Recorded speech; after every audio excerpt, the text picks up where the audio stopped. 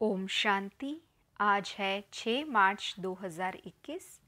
मीठे प्यारे बाबा के साकार महावाक्य सुनेंगे। मुरली का सार।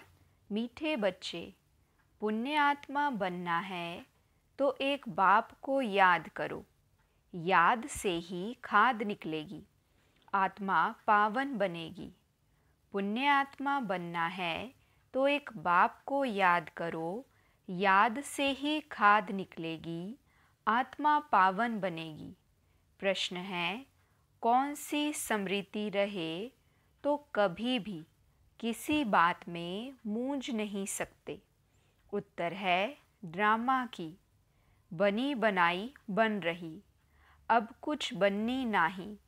यह अनादि ड्रामा चलता ही रहता है। इसमें किसी बात में मूंझने की दरकार नहीं। कई बच्चे कहते हैं, पता नहीं यह हमारा अंतिम 84वां जन्म है या नहीं। मूंझ जाते हैं।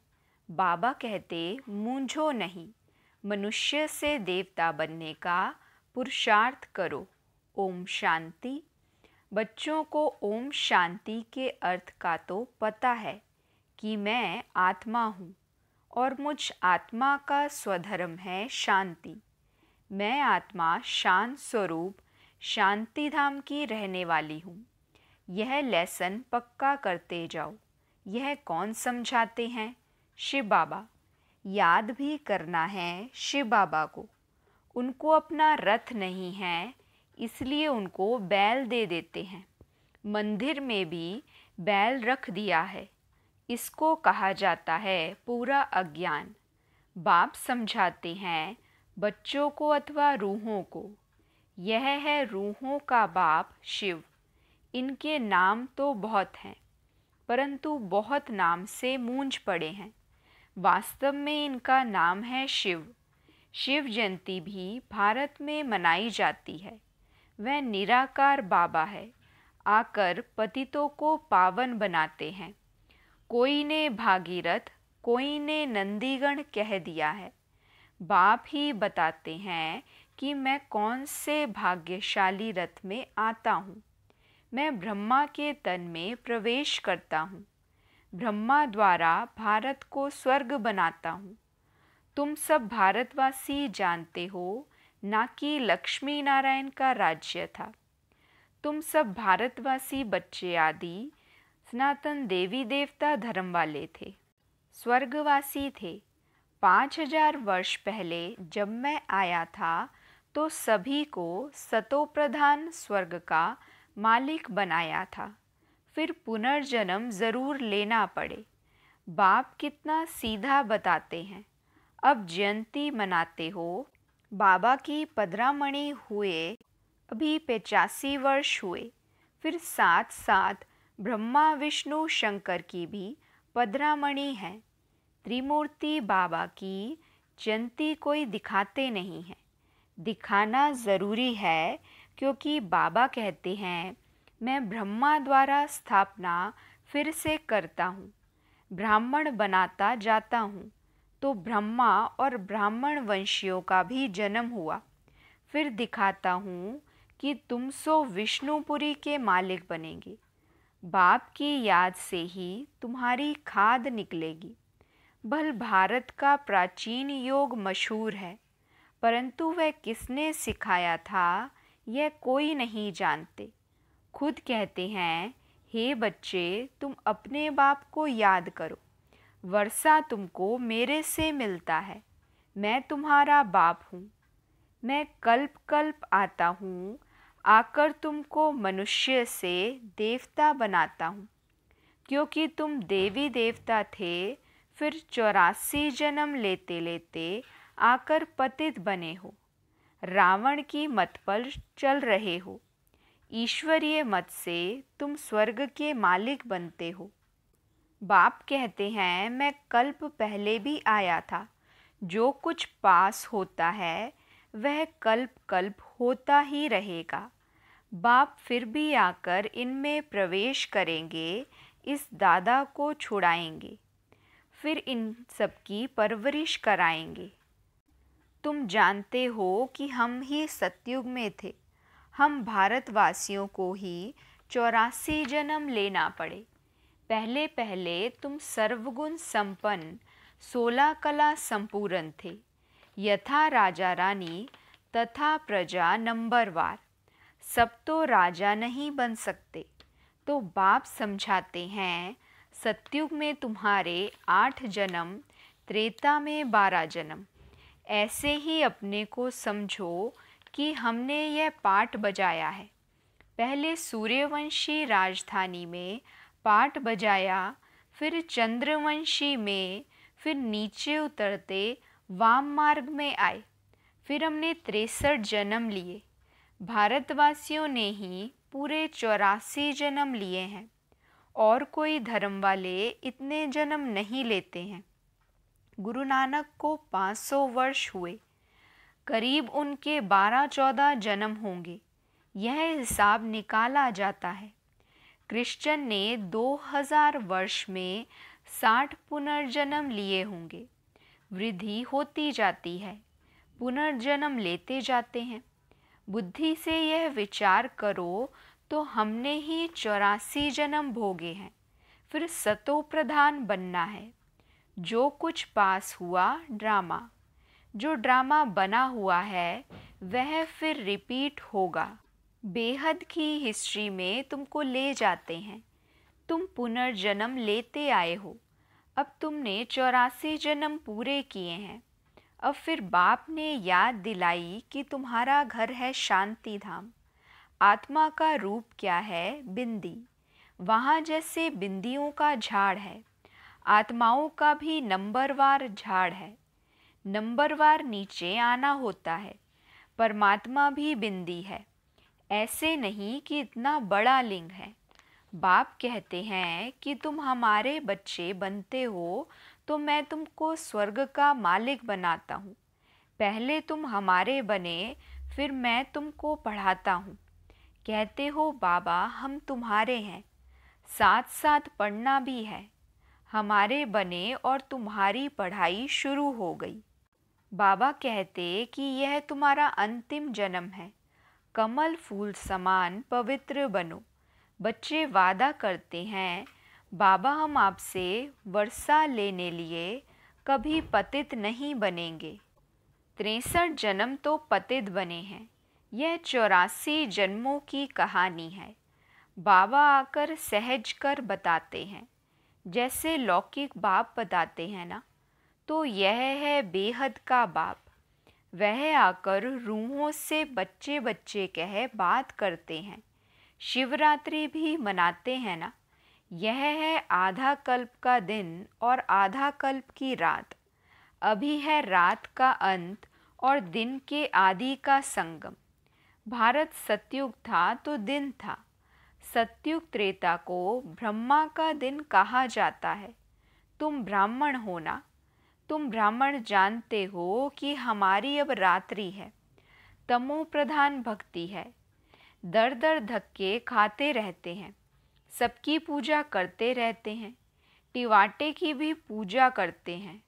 मनुष्य के शरीर की भी पूजा करते हैं। सन्यासी लोग अपने को शिवोहम कह बैठ जाते हैं। फिर माताएं जाकर उनकी पूजा करती हैं। बाबा बहुत अनुभवी हैं। बाबा कहते हमने भी बहुत पूजा की है, परंतु उस समय ज्ञान तो था नहीं। फल चढ़ाते थे, लोटी चढ़ाते थे मनुष्य पर। यह भी ठगी हुई ना। परंतु यह सब फिर भी होगा। भक्तों का रक्षक है भगवान, क्योंकि सभी दुखी हैं ना। बाप समझाते हैं कि द्वापर से लेकर तुम गुरु करते आए हो और भक्ति मार्ग में उतरते आए हो। अभी तक भी साधु लोग तो साधना करते हैं। बाप कहते हैं कि उन्हों का भी मैं उद्धार करता हूँ। संगम पर तुम्हारी सद्गति हो जाती है, फिर तुम 84 जन्म लेते हो। बाप को कहा जाता है ज्ञान का सागर, मनुष्य सृष्टि का बीज रूप, सत चित आनंद स्वरूप है। वो कब विनाश नहीं होता। उनमें ज्ञान है। ज्ञान का सागर प्यार का सागर है। ज़रूर उनसे वर्षा मिलना चाहिए। अभी तुम बच्चों को वर्षा मिल रहा है। शिव बाबा है ना, वह भी बाबा है, यह भी तुम्हारा बाप है। फिर शिव बाबा ब्रह्मा द्वारा तुमको पढ़ाते हैं, इसलिए प्रजापिता ब्रह्मा कुमार कुमारियाँ कहा जाता है। कितने ढेर बीके हैं। कहते हैं कि हमको दादे से वर्षा मिलता है। बच्चे कहते हैं बाबा हमको नरकवासी से स्वर्गवासी बनाते हैं। कहते हैं हे बच्चे, मामेकम याद करो तो तुम्हारे सिर पर जो पापों का बोझा है वह भस्म हो जाएगा। फिर तुम सतो प्रधान बन जाएंगे। तुम सच्चा सोना, सच्चे जेवर थे। आत्मा और शरीर दोनों सतो प्रधान थे। आत्मा फिर सतो, रजो, तमो होती है तो शरीर भी ऐसा तमोगुणी मिलता है। बाप तुमको राय देते हैं कि बच्चे मुझे याद करो, मुझे बुलाते हो ना कि हे पतित पावन आओ। भारत का प्राचीन राजयोग मशहूर है। वह अब तुमको सिखा रहा हूँ कि मेरे साथ योग रखो तो इससे तुम्हारी खाद जल जाएगी। जितना याद करेंगे उतनी खाद निकलती जाएगी। याद की ही मुख्य बात है। नॉलेज तो बाप ने दी है। सतयुग में यथा राजा रानी तथा प्रजा सब पवित्र थे, अभी सब पतित हैं। बाप कहते हैं कि इनके बहुत जन्मों के अंत के जन्म में मैं प्रवेश करता हूँ। इसको कहा जाता है भाग्यशाली रथ। यह पढ़कर फिर पहले नंबर में जाते हैं। नंबरवार तो बनते हैं ना, मुख्य एक नाम होता है।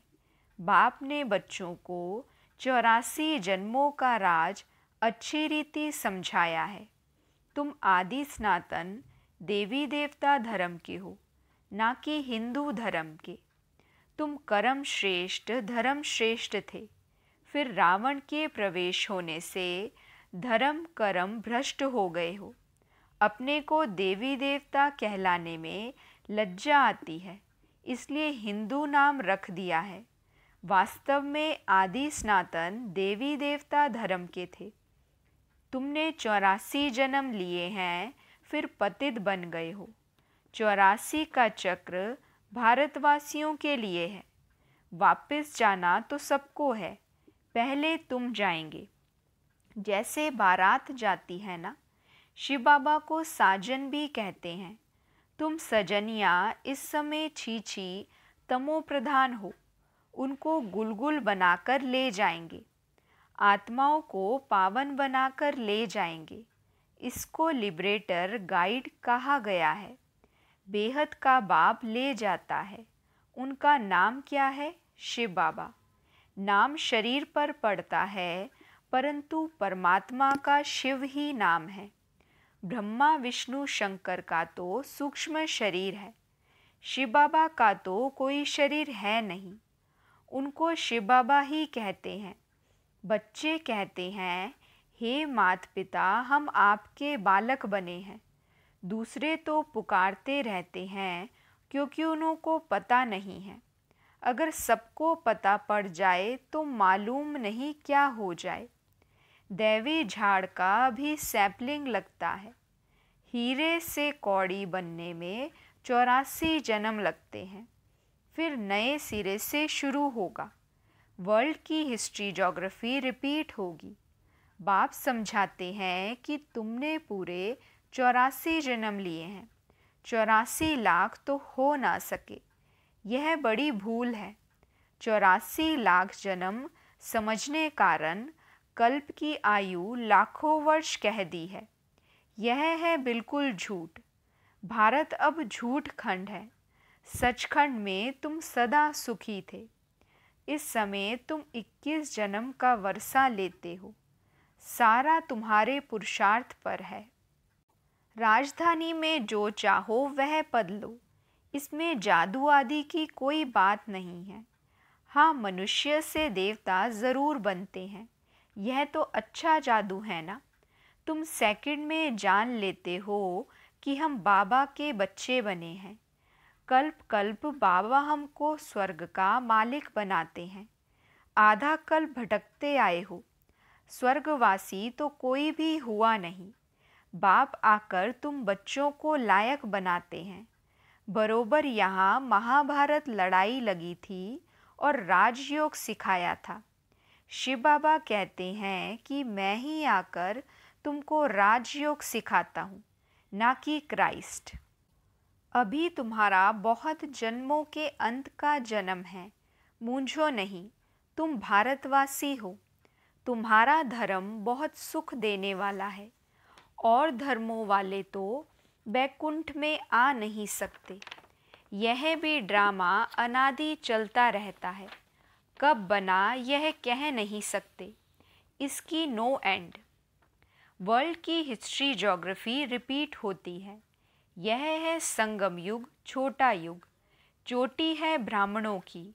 बाप तुम ब्राह्मणों को देवता बना रहे हैं, तो ब्रह्मा के बच्चे ज़रूर बनना पड़े। तुमको वर्षा मिलता है दादे से। जब तक अपने को बीके नहीं समझे तब तक वर्षा कैसे मिले। फिर भी कोई कुछ ना कुछ ज्ञान सुनाते हैं तो साधारण प्रजा में आ जाएंगे। आना तो ज़रूर है। शिव बाबा ब्रह्मा द्वारा ब्राह्मण, देवता, क्षत्रिय धर्म की स्थापना करते हैं। सिवाय गीता के दूसरा कोई भी शास्त्र है नहीं। गीता है ही सर्वोत्तम दैवी धर्म की शास्त्र, जिससे 3 धर्म स्थापन होते हैं। ब्राह्मण भी यहाँ बनना है, देवता भी यहाँ ही बनेंगे। अच्छा, मीठे मीठे सिकिलदे बच्चों प्रति माता पिता बाप दादा का याद प्यार और गुड मॉर्निंग। रूहानी बाप की रूहानी बच्चों को नमस्ते। हम रूहानी बच्चों की रूहानी बाप दादा को दिल व जान, सिक व प्रेम से नमस्ते नमस्ते नमस्ते जी। गुड मॉर्निंग बाबा, शुक्रिया बाबा। वहाँ मेरा भाग्य, वहाँ मेरे भाग्य विधाता बाबा। धारणा के लिए मुख्य सार है। पहली पॉइंट, हर एक के निश्चित पाठ को जान, सदा निश्चिंत रहना है। बनी बनाई बन रही, ड्रामा पर अडोल रहना है। दूसरी पॉइंट, इस छोटे से संगम युग पर बाप से पूरा वर्षा लेना है। याद के बल से खाद निकाल, स्वयं को कौड़ी से हीरे जैसा बनाना है। मीठे झाड़ के सैपलिंग में चलने के लिए लायक बनना है। वरदान है, आश्चर्यजनक दृश्य देखते हुए पहाड़ को राई बनाने वाले साक्षी दृष्टा भव। आश्चर्यजनक दृश्य देखते हुए पहाड़ को राई बनाने वाले साक्षी दृष्टा भव। बाबा समझाते, संपन्न बनने में अनेक नए नए व आश्चर्यजनक दृश्य सामने आएंगे, लेकिन वह दृश्य साक्षी दृष्टा बनावे, हिलाए नहीं। साक्षी दृष्टा की स्थिति की सीट पर बैठकर देखने व निर्णय करने से बहुत मज़ा आता है। भय नहीं लगता, जैसे कि अनेक बार देखी हुई सीन फिर से देख रहे हैं। वह राजयुक्त योगयुक्त बन वायुमंडल को डबल लाइट बनाएंगे। उन्हें पहाड़ समान पेपर भी राई के समान अनुभव होगा। स्लोगन है, परिस्थितियों में आकर्षित होने के बजाय उन्हें साक्षी होकर खेल के रूप में देखो। परिस्थितियों में आकर्षित होने के बजाय उन्हें साक्षी होकर खेल के रूप में देखो। अच्छा, ओम शांति।